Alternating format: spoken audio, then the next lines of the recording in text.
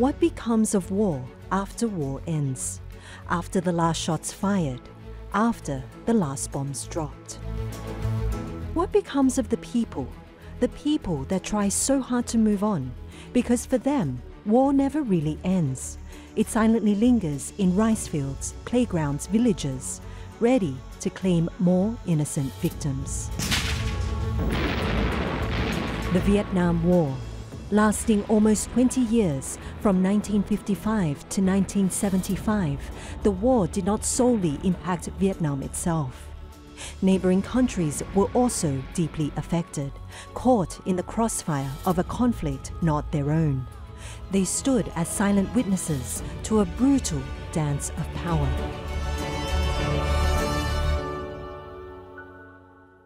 War. Who really wins? What is the cost of victory? It's been 50 years since the US withdrew from the Vietnam War, but there will still be more victims, more casualties, more pain and suffering. Because for the people of Laos, Cambodia and Vietnam, war never really ended.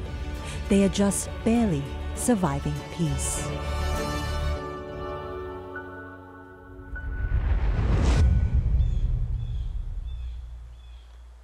Sometimes it starts with a nightmare to realize peace. Sometimes that nightmare just never seems to end. Sometimes the most peaceful places hide the most tragic scars. There's something magical about the countryside of Southeast Asia. The hustle and bustle of everyday life melts away, replaced with a tranquil rhythm that can only be described as a deep breath in and a slow exhale. It's places where time stands still, where people live harmoniously with nature and nature gives back. Life is simple. It's been that way for generations. The view from above shows just how seemingly untouched this hamlet in northern Laos is. But it's what you cannot see that has shattered the lives of people in this remote village.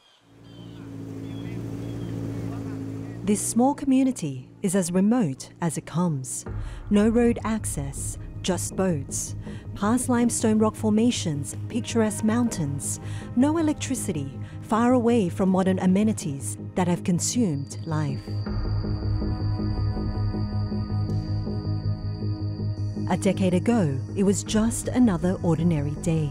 A little past noon, young boys do what they usually do, playing, throwing around a small round object they found. Intrigued, they tried to cut it open with a knife. A few strikes, then an earth-shaking explosion. Boom! Boom! That sound echoes still, even to this day, haunting memories and dreams of every single soul in this small village.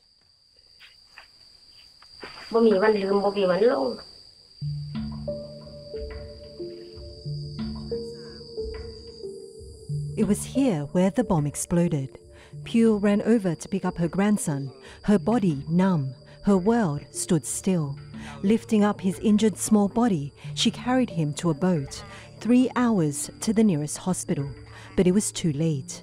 3 lives lost. One was her grandson, just 5 years old.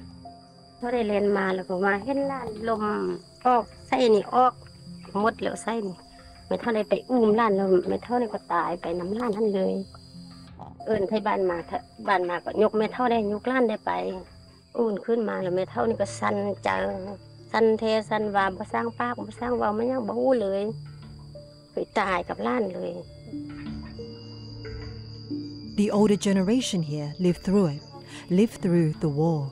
They believed it ended. They moved on. But that fateful day in August 2013 reminds them that war never really ended, and they are just surviving peace.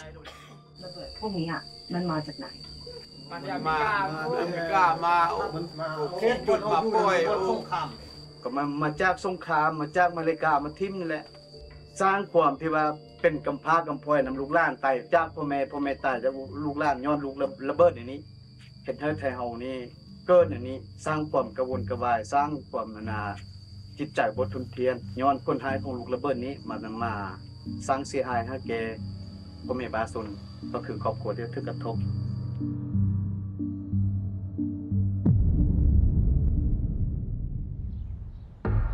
A sentiment felt throughout this mysterious, tiny, landlocked country of Laos. War's toolbox lingers silently in rice fields, school playgrounds, villages and countryside, ready to claim more victims. More innocent victims, innocent in every sense of the word. The Vietnam War was a costly and divisive conflict that pitted the communist government of North Vietnam against South Vietnam and its main ally, the United States. Laos, a landlocked country located on Vietnam's western border, became a key supply route for North Vietnamese forces, leading to bombing campaigns by the United States.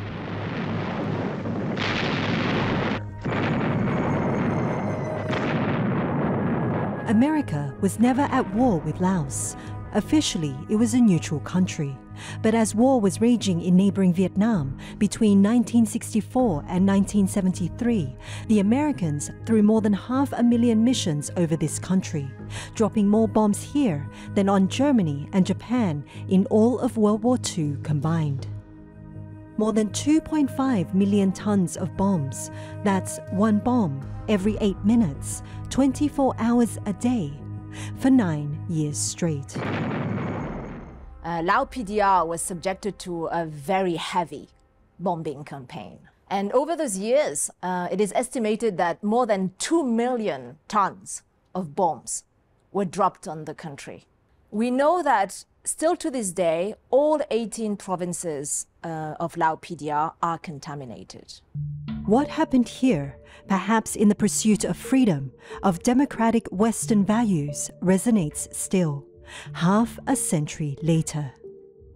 30% of Laos is contaminated with unexploded ordnance, or UXOs, the bombs that failed to explode. They silently wait to continue to do the job that a military mind designed them to do. That they started from 1996, we clear about 1% of UXO contaminated. Only 1% of Laos has been cleared from UXOs. This is based on the national statistics. So you still have a very long way to go. Yeah, a long way to go. So still many years. Sot was lucky. He survived, just barely. They say the body keeps a record of trauma and pain, but few would understand what this would feel like, not knowing your children's faces, to live every day without sight, without a limb, with little hope. ความทรมานนี่ก็สุดยอดแล้วเนาะตาบ่เห็นนี่ซ้ำกับตายนี่แหละไปทางลือก็เอาลูกเป็นได้จูงไปเป็นตาไปซั่นซะเนาะทรมานสุดเลยความตัวนี้นะสุดบ่มีหยังเปรียบเทียบแล้วความทรมาน And for the Laotians that lived through the war 50 years ago, the world was a cruel, unforgiving, dark place. A place where children grew up, barely seeing the sun.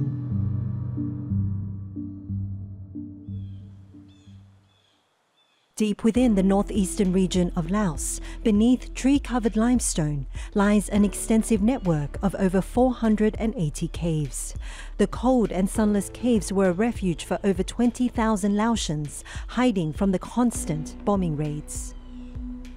In the dark recesses, encased in limestone, they listened for the distant, low-rolling thunder of B-52s that foreshadowed the coming storms. When the bombs fell, they were indiscriminate. เพราะว่าเป็นกำหนดให้1ต้นทีมใส่1คนเพราะหวังจะดับศูนย์ประชาชนประเทศลาวนี่ทั้งหมดเลยหรือว่าเป็นขันทุนแห่งหลายในประวัติศาสตร์ Despite the ongoing bombing, the Laotians were able to carve out a living within. Each cave had its unique characteristics and functions, from bunkers to hospitals, schools, offices, banks, bakeries, sewing factories and theatres. These chambers made up a city.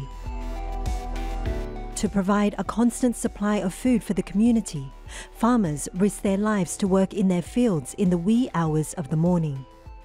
เฮ็ดนาในยามกลางคืนในยามที่ว่าเป็นเดือนเพ็ญเนาะเพิ่นจะอาศัยในการเฮ็ดนาในยามกลางคืนประชาชนก็แบบว่าเอามาส่งให้เนาะ In 1969, a bomb exploded in front of the Red Prince's cave. The prince turned the crater into a heart-shaped pond. Structures built after the war complemented the battered physical landscape. The UXO problems, one of the main activities that impact to the national socio-economic development. They spend time to wait to clearance before they using the land. That's why this also impact to the livelihood development in Laos, especially in the rural areas where mainly contaminated by UXO crystallization. If you overlay US bombing records with a map of the country, the hardest hit areas, Siêng Khoang and parts of the southern border of Vietnam, remain the most economically deprived. Without UXO clearance, development is stalled. So the end of the war was 50 years ago, and there's been a lot of progress on UXO work. But it's clearly not enough. We need more resources and more effort. But it's clearly a priority to accelerate the UXO work in this country so that we can make Laos a much better place for future generations. A country blessed with the most majestic natural beauty.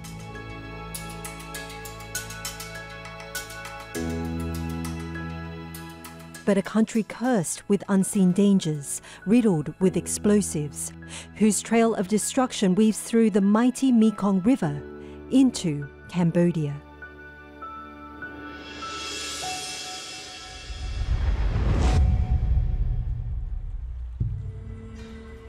Threats don't only exist under the ground, but it's also underwater. Here, the problem gets more complicated still. Removing UXOs from underwater is far more dangerous than on land. Even trickier still to raise UXOs from the rivers as opposed to the sea. This year, we start operation this year from March 2022 until now. Yeah. We cover 268 hectares. From March 2022 until now, we recover all 13,000 of minimum, more than 13,000. We are with a group of divers, some of the toughest deminers in the country. They are part of a program run by the Cambodian Mine Action Center that worked to transform this group of volunteers from barely competent swimmers to a tactical team capable of conducting military-grade salvage operations. They train to dive blindly into the water that is black just 6 feet below the surface, identifying explosives by touch alone. ก่อนหน้านี้เราว่ายน้ำเป็นปะ ว่ายน้ำเป็นนิดหน่อยถึงมาเข้าทีมงานไดวิ่งนี้ฝึกไอ้ดำน้ำหาระเบิดใต้น้ำเราเป็นคนกัมพูชาแคนเบเดียใช่ไหมมีระเบิดอยู่ใต้น้ำเยอะถ้าไม่ใช่เราเป็นใคร Piriak dives in. He adjusts his mask and gear, steadies his breathing, and slowly begins his descent into the depths of the Mekong. Visibility in this river is roughly 20 centimeters. Piriak can see nothing, a condition known in diving circles as black water. Down there, it's a lonely world of swirling sediment and the sound of one's own breathing.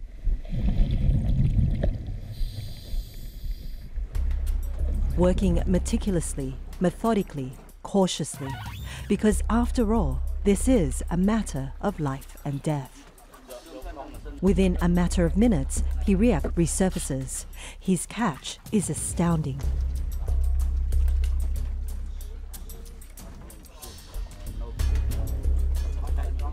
The dangers of tampering with explosive devices that have been dormant for 40, 50 years elude no one. Because if a device goes off beneath the surface, Shock waves would travel faster than the speed of sound and can kill instantly anybody in this area. Same goes for the explosive devices on this boat. And the fact that this is all taking place under the water, where there's almost no visibility, strong currents, so many unforeseen elements that make missions like this even more dangerous. With a boatload full of explosives, we make our way back to shore. Satisfied with the day's catch, it would soon dawn on us that this was merely just a drop in the ocean. What you see here, this stockpile of UXOs, is just from the past 10 days. 10 days of diving in one location. 10 days of what the divers amassed.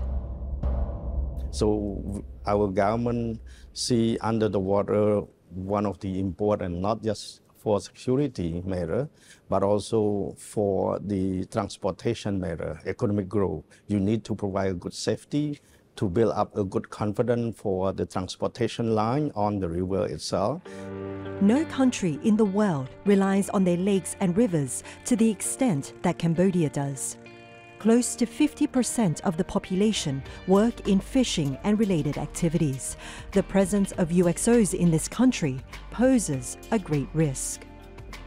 Fishermen regularly catch ordnance in their nets.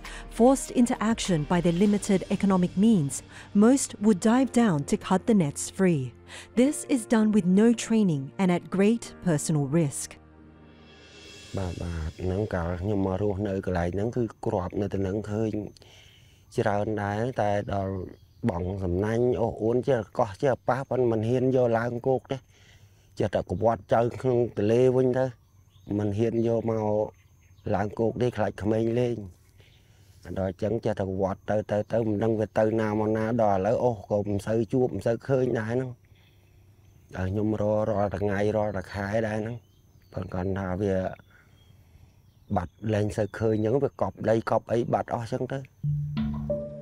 According to a report by the Cambodian Mine Action and Victim Assistance Authority, over 64,000 casualties have been recorded since 1979 to 2015. Of these, almost 20,000 people were killed, around 36,000 people injured, and close to 9,000 people had to undergo amputations.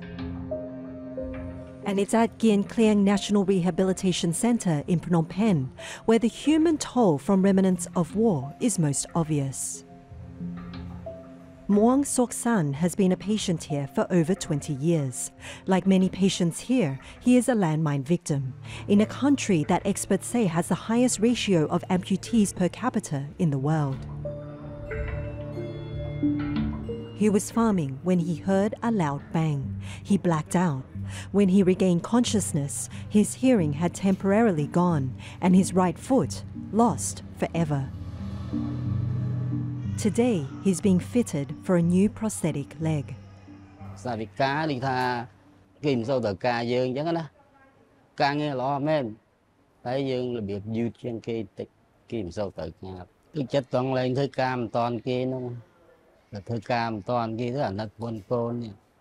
At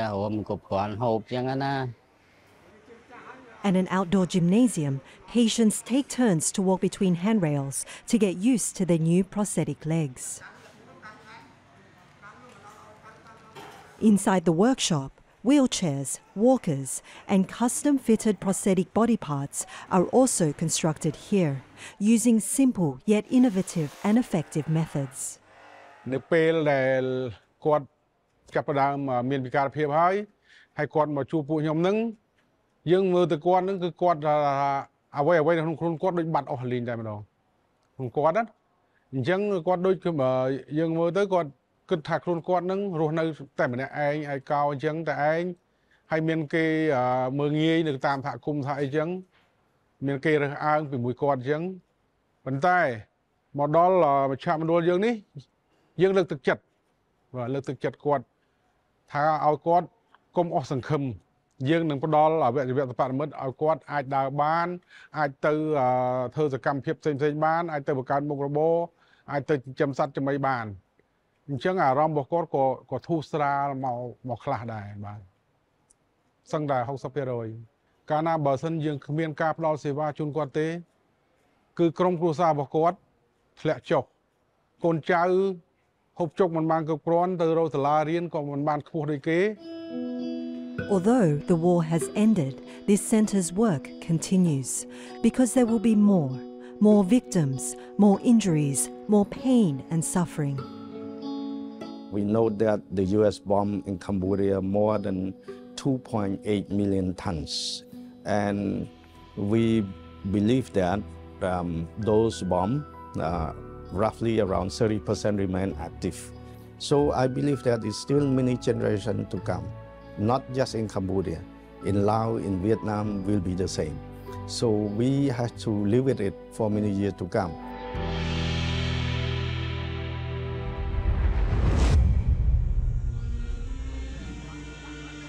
The Vietnam War was fought between the communist Northern Vietnamese forces and United States-backed Southern Vietnamese forces.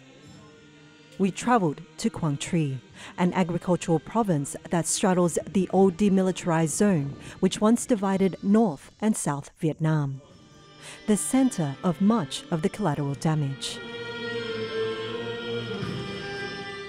Perhaps no other part of the country suffered more grievously during the Vietnam War. More than 58,000 US soldiers died, and according to the Vietnamese government, around 3.1 million Vietnamese civilians and soldiers were killed in the conflict. It was here where a fierce battle raged, a battle that would become a turning point in history. A startling 40% of all the ordnance used during the war was deployed in this one province. Today, the dust has settled, the smoke has lifted, and life has moved on, but it wasn't going to be easy.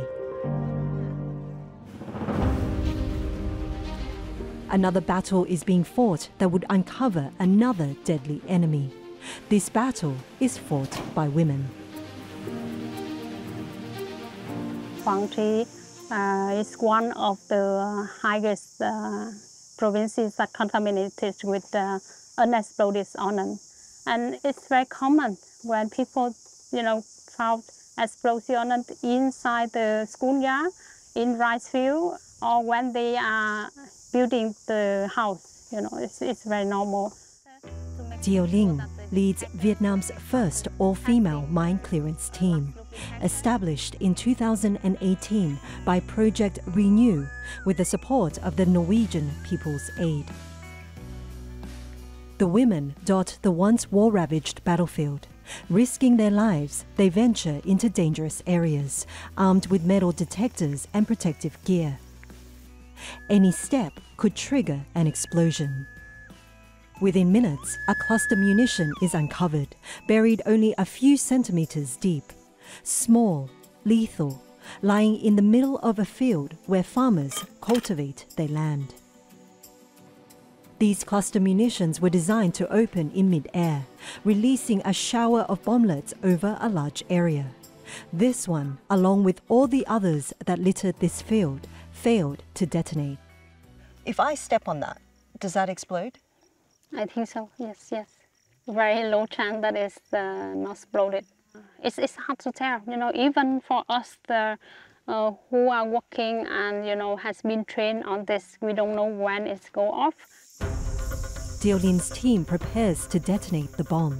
With a long fuse wire that runs about half a kilometer, well away from the detonation site, the team explodes the bomblet in a spectacular blast that erupts into a cloud of dust. Each bomb found signals a hard-fought victory. A victory not just on this battlefield, but also in reclaiming the safety and normalcy of life. The sudden tragedies that UXOs can unleash is something that all these women know all too well. While most of the UXO victims are men, this also has an impact on the women, because when the men become UXO casualties, sometimes that leaves, the families to be headed by the women. For Phan Thich Thu Ương, it's an all too familiar story. Her father's encounter with a UXO left him blind with multiple physical wounds. Dạ thì sau khi chiến tranh kết thúc thì cái hậu quả của bom mìn để lại là rất là lớn, và đặc biệt là ở trong gia đình của tôi thì có người bố của tôi là trong lúc đi làm kinh tế mới thì đã bị cái vật liệu nổ đó là quả bom bi đã làm đi hư con mắt phải của bố tôi, và kể từ đó đến nay thì bố tôi cũng phải gánh chịu cái hậu quả của đó rất là lớn. Đó là cái động lực mà tôi tham gia vào cái đội rà phá bom mìn này. But her team's efforts went beyond war's end, as younger generations are being educated about the dangers of UXOs, perpetuating the mission to keep their communities safe. At a school in Quang Tri Province, math, English and science are taught alongside UXO awareness. Most of the children here can name all the types of ordnance, bombs to grenades, from rockets to missiles, from landmines to M79s. It's become a life skill, like learning how to ride a bike or crossing the street. Something Ho Van Lai wishes he learnt in school. Around 2 decades ago, he, along with his 3 cousins, found an intriguing round object. Not knowing the dangers, they started hitting it. A violent explosion ensued, leaving 2 of his cousins dead and himself hospitalized, as the explosion ripped through more than 80% of his body. Ho Van Lai is now a key staff member at Project Renew's Explosive Ordnance Risk Education Program. Losing 3 limbs and suffering from blindness, he is a living lesson, teaching children of the damage that UXOs can inflict. Giảm thiểu số tai nạn bom mìn xuống là một điều rất là quan trọng để giúp mọi người là không còn bị cụt tay, cụt chân do tai nạn bom mìn xảy ra. Not every bomb or mine will be cleared. That's impossible. The goal isn't to remove every piece of ordnance, but to keep Vietnam safe, keep children safe through education. From Laos to Cambodia to Vietnam, from jungles, rivers to the rural countryside to burgeoning urban cities. These people, these countries, once weighed down by the burden of war, now find themselves facing tremendous challenges, rebuilding their lives, rebuilding their communities, their country. They try to piece together what was once whole. The scars of the past are not forgotten, nor will they ever be. Time is unlikely to heal all wounds. There will be perhaps new ones, and their stories will soon be replaced by those of others, also enduring agony, limbo, an infinite cycle endlessly fed with innocent new souls. But they try to find new purpose, something more meaningful than the destruction witnessed from half a century past, the deadly history of a US war, a war that still lies beneath the earth.